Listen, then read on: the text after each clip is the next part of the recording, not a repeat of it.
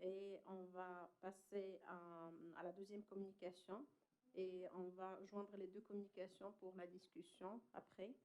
Donc, je vais appeler mademoiselle Halima Khoulaik pour nous donner la deuxième communication qui va nous expliquer pourquoi on n'est pas égaux devant l'infection SARS-CoV-2, ce qui a été bien démontré lors de l'épidémie.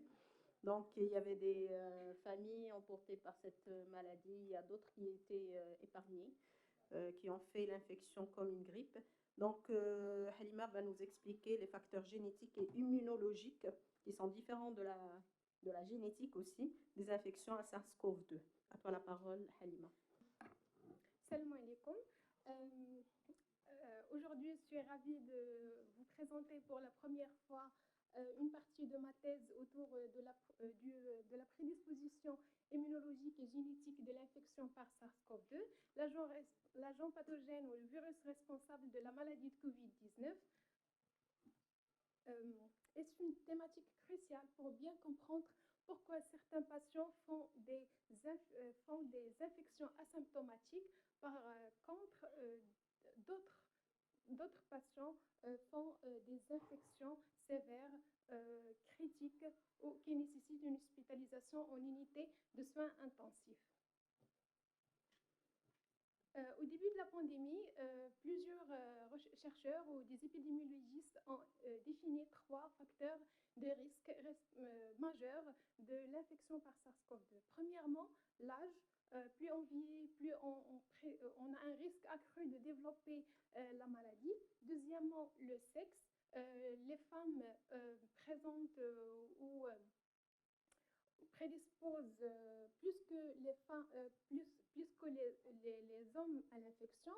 Et troisièmement, des comorbidités telles que le diabète, l'hypertension artérielle et les maladies cardiovasculaires. Donc, mais comme vous avez remarqué durant la pandémie, il y avait des jeunes femmes qui meurent de la Covid-19. Il y avait des hommes qui restent asymptomatiques. Donc, l'âge et le sexe ne donnent pas la cause des formes réanimatoires. Donc, quels sont les autres facteurs responsables de l'évolution létale de la Covid-19? En raison de la contrainte du temps et pour ceux qui souhaitent approfondir sur cette thématique, j'ai mis en coup de cœur notre récente publication en 2024 et qui explore les déterminants génétiques et immunologiques de l'infection par SARS-CoV-2. Et si vous avez des questions, des commentaires, je serai heureuse d'en discuter avec vous après cette session, bien sûr. Puisque l'objectif aujourd'hui de ma présentation, c'est de partager avec vous les résultats de notre cohorte marocaine sur cette thématique. Pardon, je mets juste le pointeur. Et juste pour vous donner un peu de contexte sur l'interféron ou la voie de l'interféron de type 1, et qui est une voie de défense antivirale extrêmement importante. Il y a plusieurs types, comme vous voyez ici, il y a plusieurs types d'interférons de type 1, l'interféron alpha, bêta, oméga, et qui s'accrochent tous au même récepteur, qui est l'interféron alpha récepteur 1 ou l'interféron alpha récepteur 2 pour activer la voie de signalisation et qui donne les gènes responsables de la réponse immunitaire antivirale. Mais parfois, il y en a des auto-anticorps qui neutralisent l'effet de l'interféron et qui bloquent cette voie. Soit des gènes qui participent soit des gènes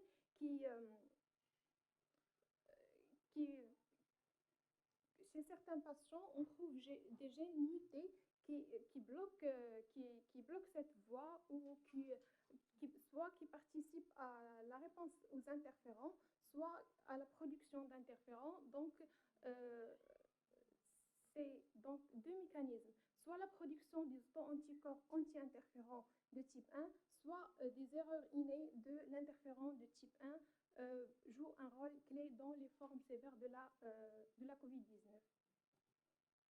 Donc, en termes de méthodologie, nous avons collecté des échantillons du sang ou du sérum. Nous avons effectué un test de lysuférase pour détecter la présence d'auto-anticorps et un séquençage d'exomes pour identifier d'éventuelles mutations dans ces gènes candides de la voie de l'interféron.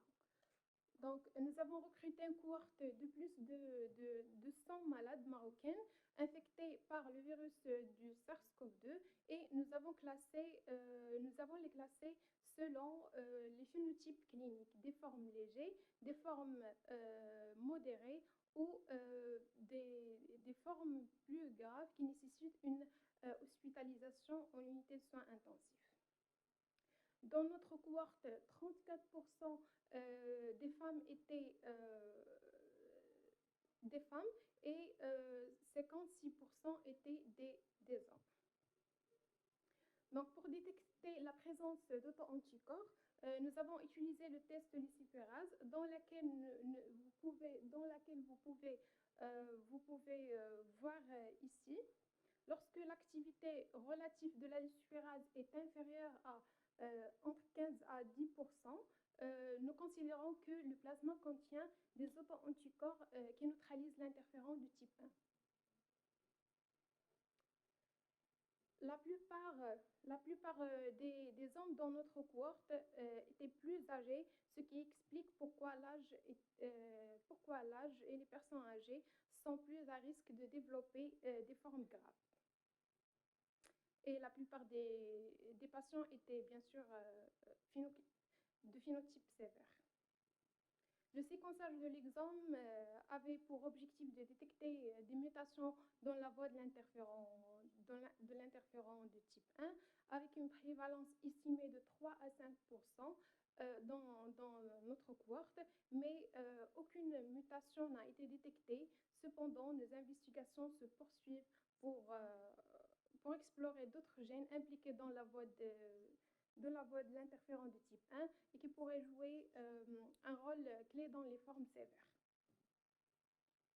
Nos résultats concordent avec plusieurs auteurs qui ont déjà démontré l'implication de ces auto-anticorps neutralisant l'interféron de type 1 dans des formes sévères de la COVID-19.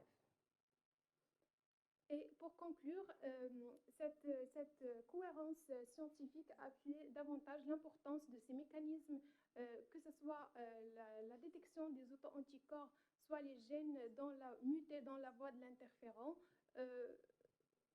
ont une importance dans la compréhension de la pathogénèse de cette maladie et que les auto-anticorps sont des déterminants importants de formes graves de la COVID. Et il est donc important de chercher ces auto-anticorps chez les patients qui contractent le virus.